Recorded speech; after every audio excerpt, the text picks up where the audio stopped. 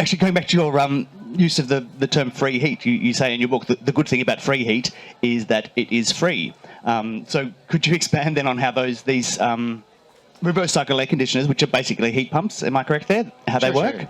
Yeah, they're heat pumps. And so, by the way, you can get a reverse cycle air conditioner either ducted or not ducted. Right. So you're talking about the not ducted split systems, Yep. and that can often be the cheapest way to set things up and the lowest cost way to operate, and it allows you to control every zone or room in your home if you've got an individual not ducted split system there.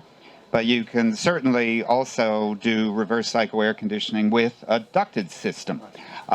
You'll lose a bit of energy out the ducts. As you say, you got ducts running around through the ceiling or under the floor, and you've got to make sure animals don't crawl into the ducts under the floor. So there's a bit more risk and fiddling about with the ducted system, but you can get reverse cycle with ducted, and that's still going to be cheaper than using gas. Now, how do they work? They've got a refrigerant system in there, and they get free heat from outside. Now, I think on a day like today, a lot of people could say, yeah, there's heat in the air. But what people have a more difficulty thinking about is, say it's -2 degrees here in Buninyong on a cold morning. People say there's no heat in the air. How can a refrigerant system get heat out of the air? But if you think there's no heat in the air when it's -2, you're thinking about it from your point of view, where your body temperature is 37 degrees or something, whereas the refrigerant in the air conditioner is like -25. So when you're a refrigerant at -25 degrees, even if it's -2, there is heat in the air that the refrigerant can absorb.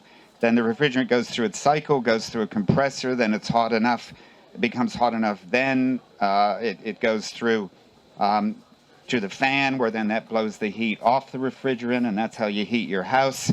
That cools the refrigerant a bit, it goes back through an expansion valve, again, which gets really cold, back down to -25 degrees, and around it goes. But some people, I'm a chemical engineer, but some people find that a bit hard to follow, the whole refrigerant system. I mean, it's what's in your fridge, it's the same deal. But my wife came up with a way of expressing it. She said, with these hot water heat pumps or with your reverse cycle, for every 1 unit of electricity you put into it, you'll be getting 4 or 5 units of heat coming out of it. And so she said, tell them it's like you go to the shoe store. And you go to the shoe store, you give them money for a pair of shoes, but they give you 4 pairs of shoes. Mm-hmm. So that's what you can get with the hot water heat pumps or the reverse cycle. Funny thing is, I migrated to Australia to work in the gas industry. And now I tell people don't use this stuff because you got cheaper, safer, cleaner, healthier options.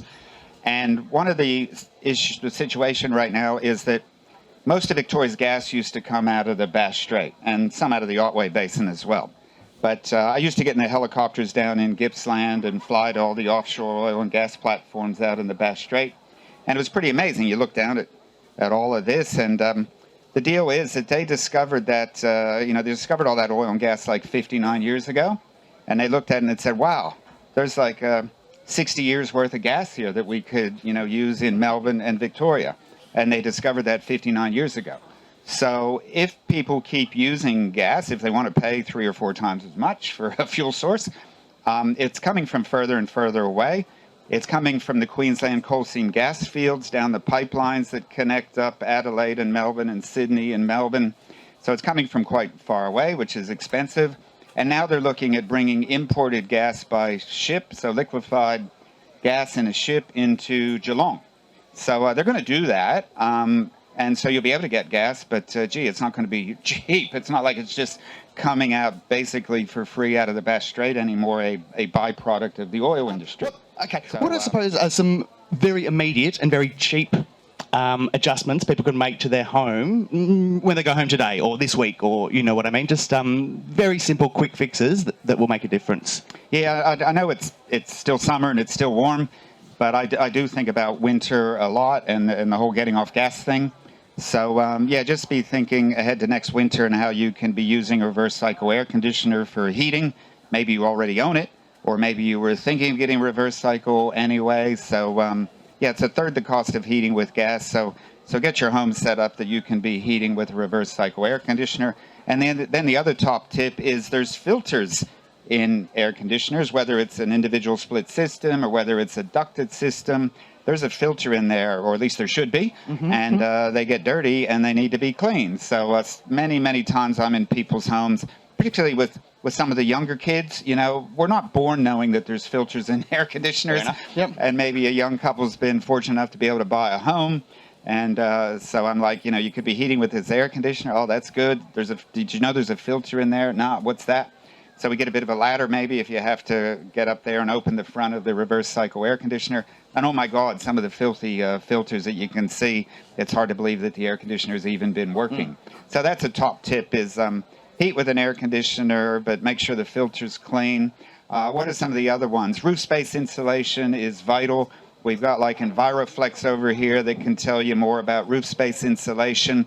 I've got a thermal imaging camera, and so I'll go into someone's home, particularly on a day like today, and with the thermal imaging camera, the infrared, you can just see all the hot spots in the roof space because the insulation's missing. Maybe you had all those downlights, and so no one put insulation near the downlights, and so that's a flaw. Or anytime anybody goes up in the roof space, they move the insulation away like it's a tradie doing something with the NBN, or to change a light bulb, or to put in an air conditioner or solar panels. They'll move the insulation out of the way. They won't put it back. And so that's absolutely critical that you have a perfect and thick layer of insulation. And then probably the number 3 of the things I tell people about is draft proofing. So our homes are very drafty. Start sealing up your home, particularly if you're not using gas in the home anymore. You're not going to be poisoning yourself with the gas. So at this point, then you can start sealing up those wall vents and sealing up the chimneys and caulking around the skirting boards, et cetera, and try to reduce the drafts in your home. And I could talk for hours also then about air quality management, moisture management. But what we want to do is we want to have a home that's fairly tight. But then you got to open windows up. You open your windows a fair bit when the weather's nice to get the fresh air in. So heat with your air conditioner, check the filter, draft proofing, make sure your roof space insulation's perfect. And with the draft proofing and making sure your insulation's perfect, that's part of a concept that you call the thermal envelope of the home. Could you just quickly talk about that, and then I'll open it up for questions because I'm conscious we're running over time. Yeah, I mean, we could talk about the electrical equipment, the solar panels, the heat pumps, etc. But the other part of it is the thermal envelope of the home. That's your insulation, your draft proofing, your windows, your window treatment. So, our homes are, traditionally very poor, very leaky, not insulated that well. And so you can make your home a lot more comfortable by improving those things. Some of those things can be relatively low cost or cost effective. For example, improving your roof space insulation. Some of the draft proofing can be done DIY, perhaps. There's lots of videos that can help you with that. Window treatments are very important, that you have good window treatments, warm window treatments inside in the winter, but also it's good to have awnings and shades and stuff outside for the summertime. Improving the windows, getting to the double glazing. We've got Ultimate Windows over here. Check them out. That can be more expensive, but and further down the list in terms of priorities versus cost effectiveness, but still can be a wonderful thing if you're. Some people say, "Look, I'm a renter. What can I do?" And there's the bubble wrap idea, particularly for winter. My daughter was renting a place.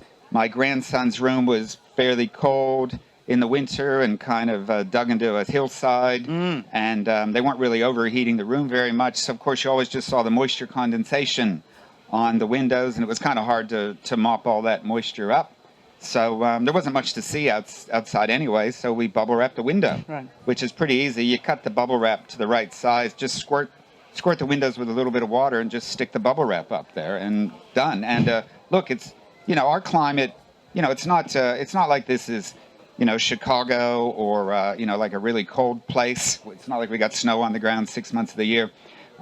So even bubble wrap can really make a significant difference to the windows and almost bring it up to the performance of double glazing. Sure, it doesn't look quite as good as double glazing,